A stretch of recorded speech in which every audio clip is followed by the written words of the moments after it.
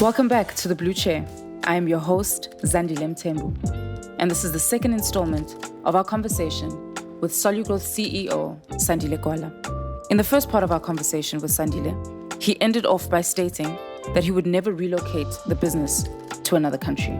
I have to agree with you. There is no place like South Africa, and it's exactly that. It's almost like the heartbeat that makes SoluGrowth what it is. So I have to agree with you 100% there. I think I want to get into the story around, being the founder of SoluGrowth. Every founder of a company has a story that we don't necessarily hear about until later on in life. So I want to bring that story closer and ask you, for example, a Mark Zuckerberg who started Facebook from his dorm room, or a Bill Gates who started Microsoft in his garage. What would that story be that you think everyone doesn't know about, or something that almost differentiates, what's been told previously? There's so many stories in life. I'm just trying to think which one will be relevant for the cameras. One day, I had a very successful career in my previous company. And we had received this $100 million investment that we were supposed to deploy. So I was responsible for an outsourcing division for Africa. And I was growing. The guys in Nigeria were doing a great job. The guys in Kenya were doing a great job. And we were kind of expanding. So we got this investment. And for whatever reason, South Africa decided to adopt what we call mandatory audit firm rotation. That compels audit firms to rotate every 10 years. Mm-hmm. Not audit partners, but audit firms to rotate. So which is fine. The UK has got it, Japan has got it, France has got it. It happens everywhere. But a challenge in South Africa is that we had, in the Companies Act, mandatory cool-off period. So if I do accounting work at Standard Bank and the guys in audit want to send a proposal to Standard Bank for audit, they have to wait for 5 years because I've done numbers at Standard Bank. So they need to make sure that when they come in as auditors, they can audit the numbers that I did. That makes sense. Makes sense, 100%. But when you put the two together, it became some serious confusion because you're now auditing FNB and Nedbank. The only two other banks is Standard Bank and Absa. I am doing work for accounting at Absa and Standard Bank. Oh. Which meant when Deloitte has to rotate, they couldn't rotate into Absa and Standard Bank. So they needed to resign at Nedbank and FNB, wait for 5 years. What do you do with auditors? Over 1,000 people you need to retrench during that period. So we then had to make a decision as the ExCo of Deloitte. What do we do?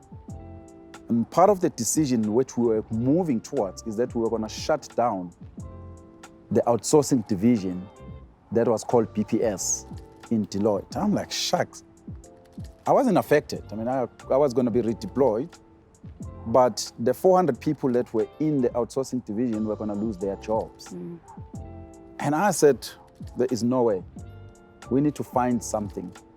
And myself and Gitesh were sitting with the CFO at the time, and we're fighting about this investment because he said, guys, we had agreed so much was going to go to BPS for investment, but given this dilemma of the new legislation, I think we should withdraw that investment. I was pissed off, Gitesh can tell you, one of our founders. So I said, Gitesh, you can walk back to our building. I didn't go and see the group CEO. So I said to him, listen, maybe I should take this thing and start a company. And that's how, behind the scenes, we started the conversation about SoluGrowth. And he's like, hey, Gwala, are you serious? Are you sure? I think what was remaining for him was like, are you going to leave this to go and start something you're uncertain about? I'm like, we can't just retrench 400 people. I'm sure there is a plan. And I think there was an alignment of stars there, because it was 2 years to my goal of leaving to go and start something new, which had nothing to do with SoluGrowth or consulting. And this opportunity came in 2017. I said, in actual fact, you remember what I said in 2011, that in 2019, I want to leave Deloitte and go and start something else, maybe in agro-processing and so forth. And that's how they came together. So by the time I left that office, we had agreed that I'm gonna leave and go and start this thing. And at least what was left was me to go and convince people to start with, to convince clients to trust me, to start a SoluGrowth that became. So that story, obviously, we kind of can't tell, because it's like people were going to be retrenched. So SoluGrowth came by accident. It didn't come by accident. There was also an entrepreneurial opportunity that we looked at this thing. We said, guys, rather than to shut this thing down, why don't you take the goodwill that exists and you go and start something else? And we're making lots of money. We employing over 300 people, because there was a goodwill, and that goodwill was a seed to create something. And now we're going to employ another 300 in Egypt, another 300 in Mauritius. We're going to employ 1,000 people in the next 3 years as SoluGrowth in Africa, because you had to see it as an opportunity, not as an obstacle. And that story for me kind of changed, but we don't tell the first part of the story. That remains within ourselves as founders. We focus more on, we wanted a brand for SoluGrowth that was not diluted by our previous company, I think, looking at the fact that that was 11 years ago, where we are right now is testament to the fact that you've made the right decision. That's for sure. And I think in everything that you said, what I'm pulling out is the fact that, like you said earlier on, community is extremely important to you, but also that you saw a gap, and that gap has brought you to this place. So I think if we can just touch on, you mentioned the co-founders. I think you said his name was Jitesh.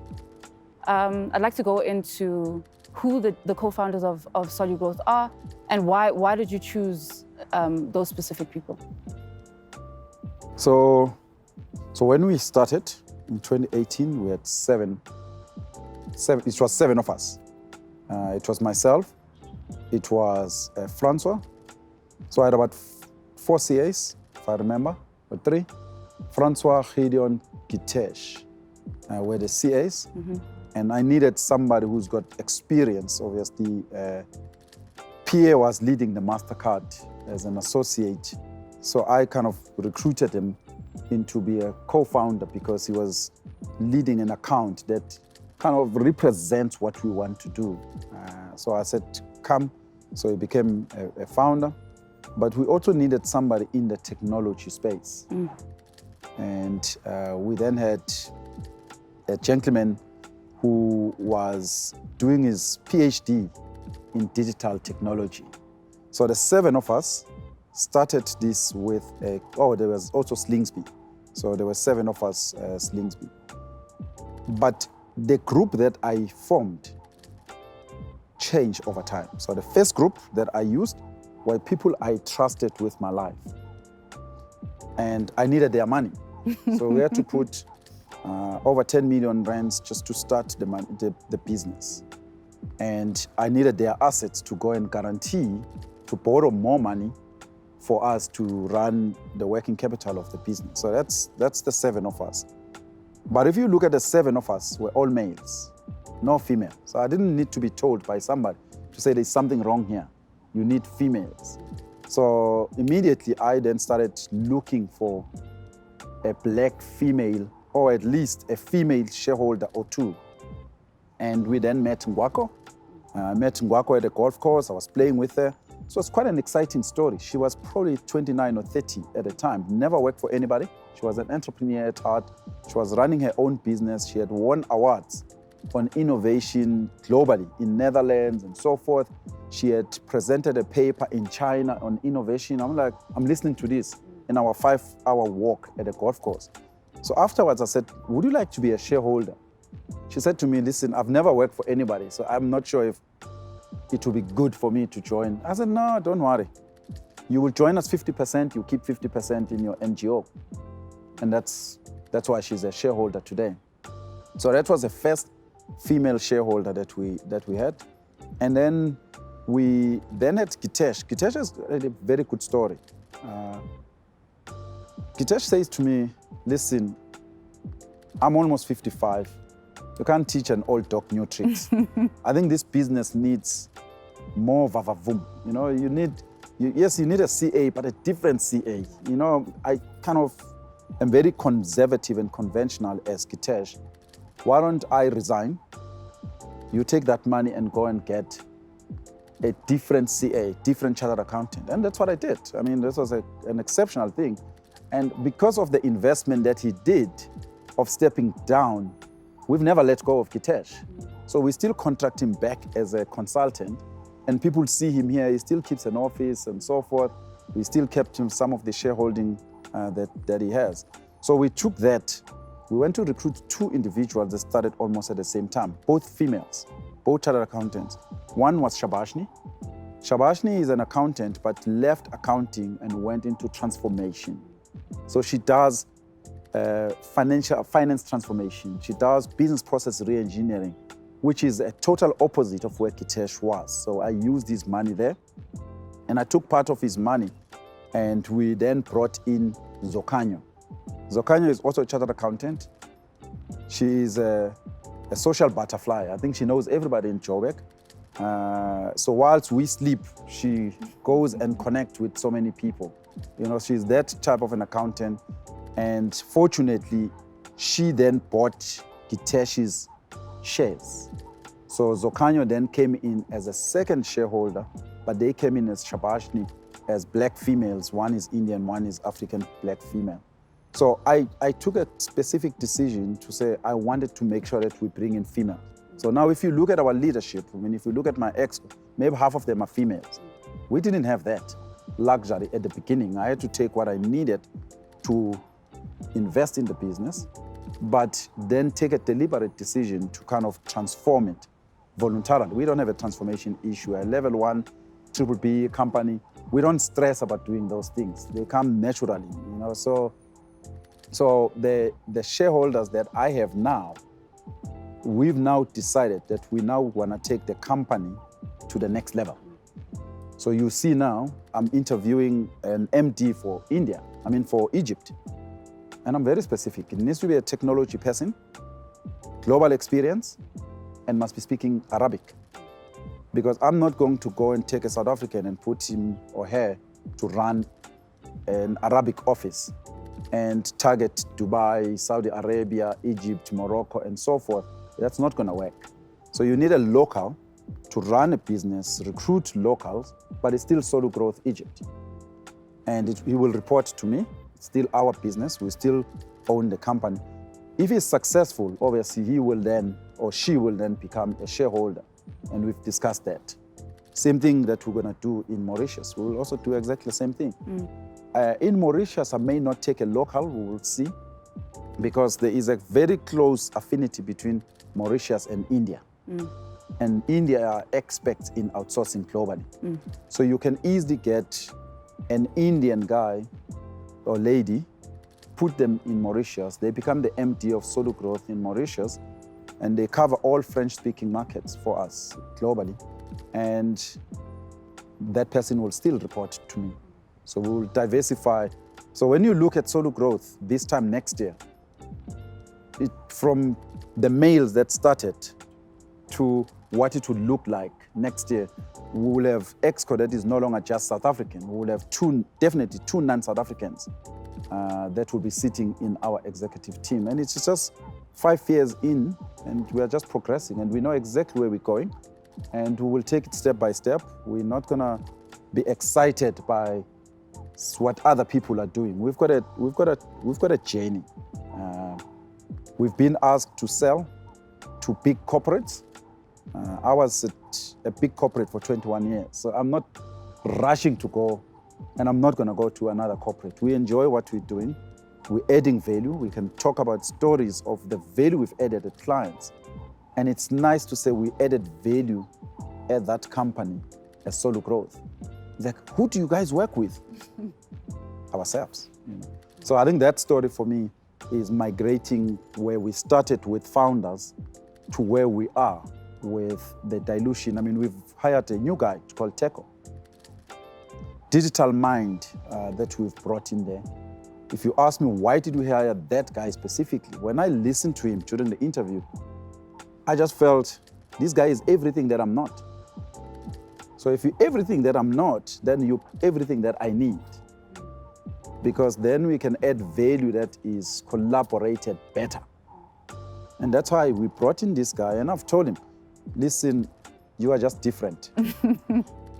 And continue to be different. Don't try to be us, because then you're going to compromise the diversity of the organization. So that's the leadership that we started with and what we have today.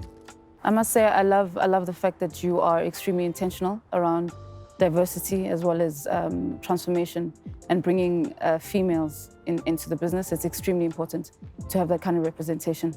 But I think I want to go into the people that you work with, right? And talk about the fact that to me, it sounds like you embrace learning and learning from both ways, and that you understand that you can be on the receiving end of that learning, because you spoke about the other person being different to you, which means you need them on their team. Is that an approach that you take with all the people that you employ? Look, if you want to be successful, there are certain things that you need. And those things may not come from your most senior people. So you first need to accept that. Because then you take away this kind of belief that as a CEO, I need to know everything. I actually don't even try. You know, I've got passions, and I read that passion, those things, and I'm interested in. But, you know, there is a great opportunity. I'm going to London tomorrow. There's a great opportunity right now in the UK. They are struggling for resources, seriously struggling. I mean, there are more jobs than they have people to feed in those jobs. Now I'm sitting in South Africa, I'm like, how do I make this work for me? I mean, if you read any report, it's gonna tell you that Africa has got the youngest people in the world. Youngest, like these are people that will provide future employees into companies in the world. And the reason why first world countries are lacking resources is because they got so busy when they were developing during industrial revolution and so forth. And unlike China, they didn't set the rule that people should have one child or two children. But you find a lot of professionals who just don't have children because they're busy in their careers. But naturally, what that caused the problem that those countries have today, that they've got a limited number of people that can take jobs. And as a result, there is an opportunity for a SoluGrowth. There is an opportunity for a SoluGrowth in Egypt. There is an opportunity for a SoluGrowth in Mauritius to provide resources into those markets.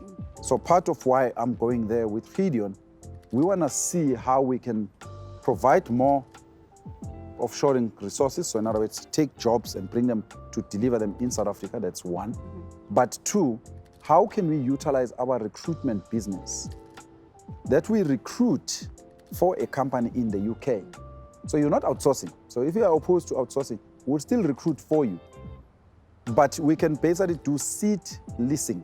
Seat leasing means you hire as HSBC, you hire 20 people who are bankers, but you hire them in South Africa. They stay in South Africa. They stay in our offices in South Africa, but they are employees of HSBC. We take margin of managing those people. What's the benefit for HSBC in the UK? You get the skills. Because you are short of skills in the UK, you get the skills in South Africa. We find them for you.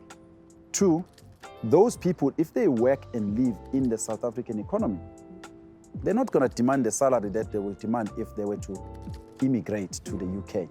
So you're probably going to pay 60% cheaper salaries in South Africa. So that model can work. So when we have various meetings next week, we're kind of trying to find how we can make this model look believable.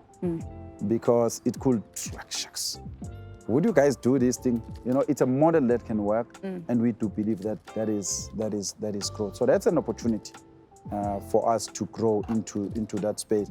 But for us to do it, I know I'm not an expert, neither in recruitment or HR or any of those things. But if I want to be a CEO who knows everything, firstly, I will go to London alone because I'm the boss. And then I will be asked some questions. How am I going to deal with text? I won't be able to answer. That's stupidity. But if I take a guy like Gideon, he's an expert in that. And he understands that HR. He's been in this space for almost 2 decades now. And we go there complementing each other. You know, so I think for me, it's a very important thing as a leader that you first know what is it that you know, continue to excel and master and uplift. I mean, I want to do PhD in the subject that I know well, but I'm not trying to do what Francois knows well. 2, as a leader, I always say you need to excel in delegating stuff, because you will never be a successful leader unless you delegate successfully. And success in delegation means you know what to delegate and what not to delegate. As an example, as a leader, I can't delegate thinking. I don't delegate thinking.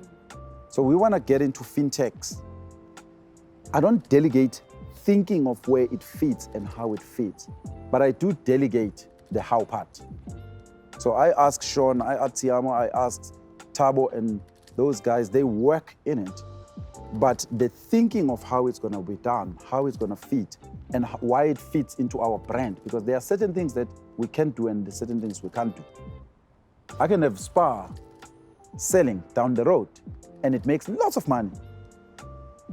But I'll tell them, I can't buy Spa. We can afford it, but it doesn't fit in the SoluGrowth proposition.